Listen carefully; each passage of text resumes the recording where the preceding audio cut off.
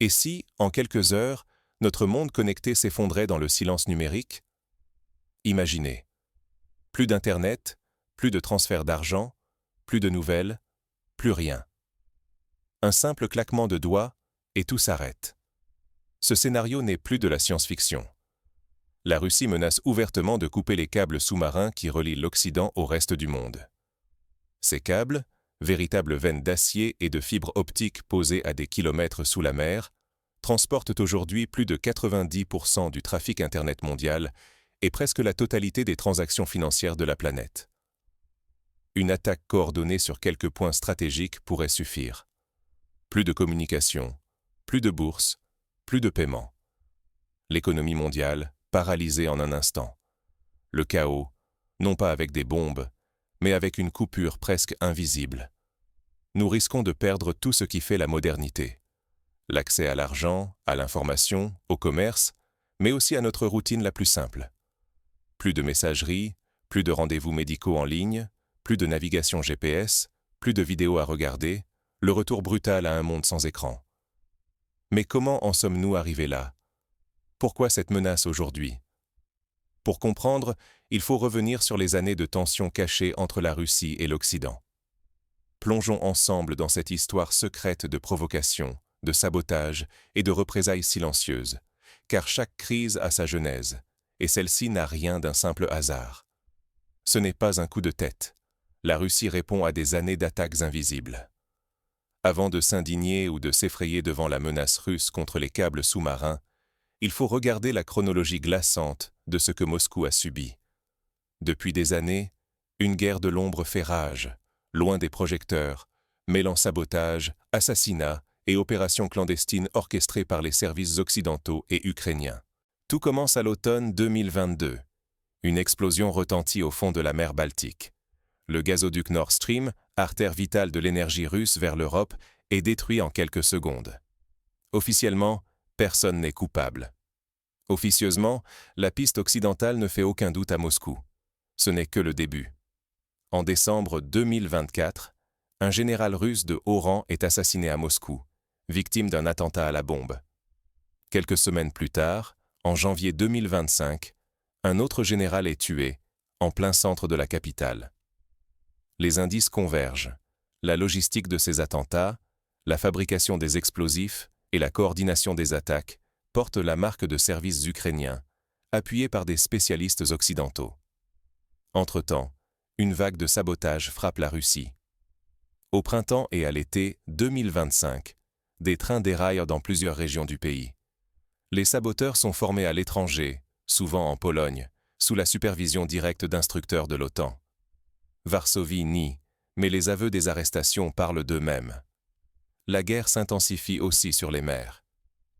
En novembre et décembre 2025, des drones maritimes attaquent des tankers russes en mer Noire. Les cibles sont civiles, les pertes humaines bien réelles. Cette fois, les satellites américains fournissent la reconnaissance, les équipements viennent de Londres. L'Occident ose parler d'actions de guerre légitimes, mais la Russie y voit une escalade inacceptable.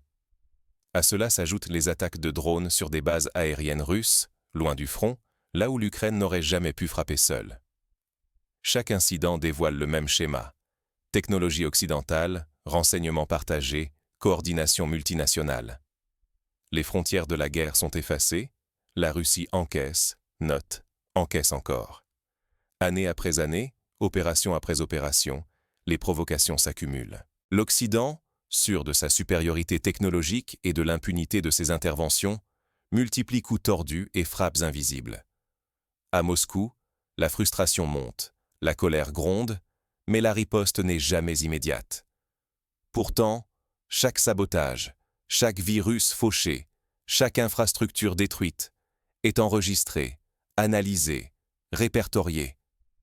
La patience a des limites. En croyant pouvoir frapper sans en subir les conséquences, l'Occident a joué avec le feu. Aujourd'hui, il découvre que la Russie n'a rien oublié. Ce que beaucoup voient comme une agression soudaine n'est en réalité que le retour de bâton d'années de jeux dangereux. En sapant la stabilité de Moscou, en visant ses réseaux, ses dirigeants, ses citoyens et ses voies d'approvisionnement, L'Occident a dessiné lui-même la carte de ses propres vulnérabilités. Ces attaques n'étaient que le début. La Russie a pris des notes. Vient maintenant le moment de la riposte. Dans l'ombre des océans, la Russie prépare une opération d'une ampleur inédite. Découvrons comment les câbles sous-marins sont devenus la nouvelle cible de cette guerre invisible. La guerre invisible s'apprête à frapper là où personne ne s'y attendait. Sous les océans, là où transitent les artères vitales de notre civilisation connectée. Imaginez une toile gigantesque, enfouie loin des regards, qui relie tous les continents.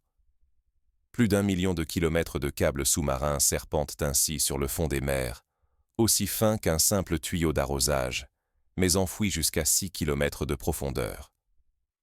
C'est grâce à eux que circulent chaque jour nos emails, nos transactions bancaires, nos appels, nos données.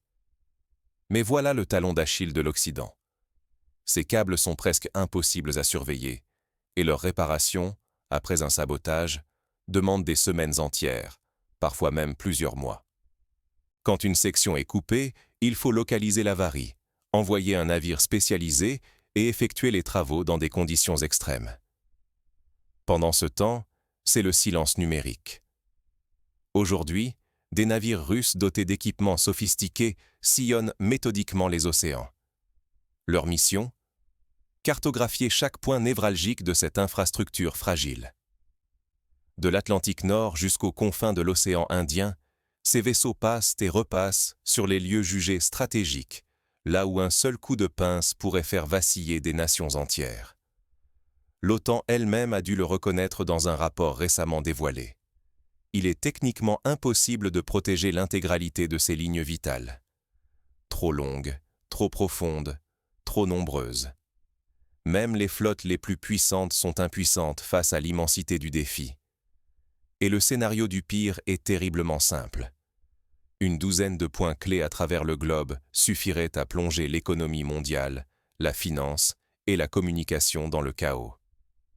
En quelques heures, la planète entière pourrait basculer dans une ère où l'accès à l'information, à l'argent et au pouvoir devient soudain inaccessible. C'est un paradoxe effrayant. Toute notre sécurité numérique et financière repose sur une infrastructure bien plus vulnérable que ce que l'on admet publiquement. Les grandes puissances l'ont toujours su, mais l'ampleur de la menace russe force aujourd'hui à regarder cette vérité en face. La riposte aux années de sabotage pourrait bien prendre la forme d'un effacement total de la carte numérique occidentale. Alors, comment réagit l'Occident devant cette menace qui sape les fondements de son pouvoir ? Les solutions évoquées, face à l'ampleur du risque, semblent presque dérisoires. Le sentiment d'impuissance grandit, alors que l'ombre d'une guerre nouvelle plane sur les profondeurs marines. Mais pourquoi la Russie cible-t-elle justement ces câbles ? Pour comprendre cette escalade, il faut revenir sur les années de provocation et de guerre secrète qui ont mené à ce point de rupture. Quand le chasseur devient la proie, et si la Russie n'était que le miroir des méthodes occidentales ? Imaginez. 5 câbles sous-marins vitaux, sectionnés en moins de 72 heures. En quelques jours, les marchés financiers s'effondrent, incapables de transférer la moindre donnée. Le chiffre d'affaires mondial plonge, générant des pertes supérieures à plusieurs milliers de milliards d'euros. La planète entière, connectée par ces artères invisibles, est soudainement frappée d'une paralysie numérique inédite. Face à ce choc, l'Occident réagit dans la précipitation. À Bruxelles, on annonce un grand plan bouclier numérique européen doté de 40 milliards d'euros. Mais les premiers experts invités sur les plateaux affichent leur scepticisme. Ce montant, même gigantesque, ne suffira pas à protéger des milliers de kilomètres de câbles, vulnérables et dispersés. La technologie occidentale, longtemps perçue comme invincible, montre ses failles béantes. Pourtant, le plus surprenant vient des rangs militaires eux-mêmes. Certains généraux et analystes occidentaux brisent l'omerta. Ce que fait aujourd'hui la Russie, c'est ce que l'Occident a lui-même pratiqué, en silence, durant des décennies. Sabotage, opérations secrètes, intervention sur les infrastructures adverses, un jeu dangereux, dont Moscou ne fait que retourner les règles contre ses créateurs. Le miroir, soudain, renvoie l'image de nos propres méthodes. Dans la presse, un débat brûlant s'ouvre. Cette riposte russe est-elle une vengeance légitime, ou bascule-t-on dans une escalade aux conséquences incontrôlables? Chacun cherche des coupables, mais certains éditorialistes osent admettre: l'Occident, par son arrogance, a lui-même bâti sa vulnérabilité. L'illusion de supériorité vient de voler en éclats sous la pression d'un adversaire qui, au fond, applique les mêmes tactiques. Au cœur de cette tempête, l'Occident risque bien plus qu'une simple interruption d'Internet. Il pourrait perdre l'avantage du récit, sa domination technologique, et même la crédibilité de son modèle économique.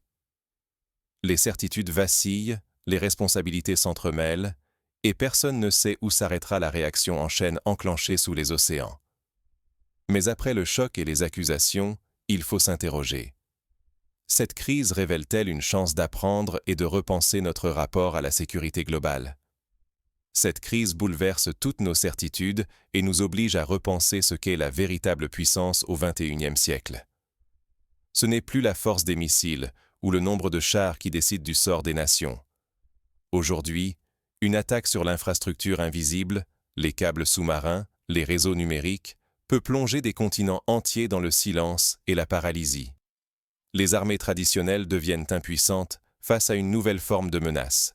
La guerre numérique, où la moindre coupure de câble sous l'océan peut coûter des milliers de milliards et redessiner la carte du monde en une nuit. Celui qui contrôle la mer ne domine plus seulement le commerce physique, mais aussi l'Internet, la finance, la diplomatie, la vie quotidienne. L'âge du chantage infrastructurel a commencé. L'Occident se pensait invulnérable. Pourtant, il découvre soudain que sa prospérité repose sur des fibres optiques plus fines qu'un doigt, enfouies sous des kilomètres d'eau, fragiles et presque impossibles à protéger.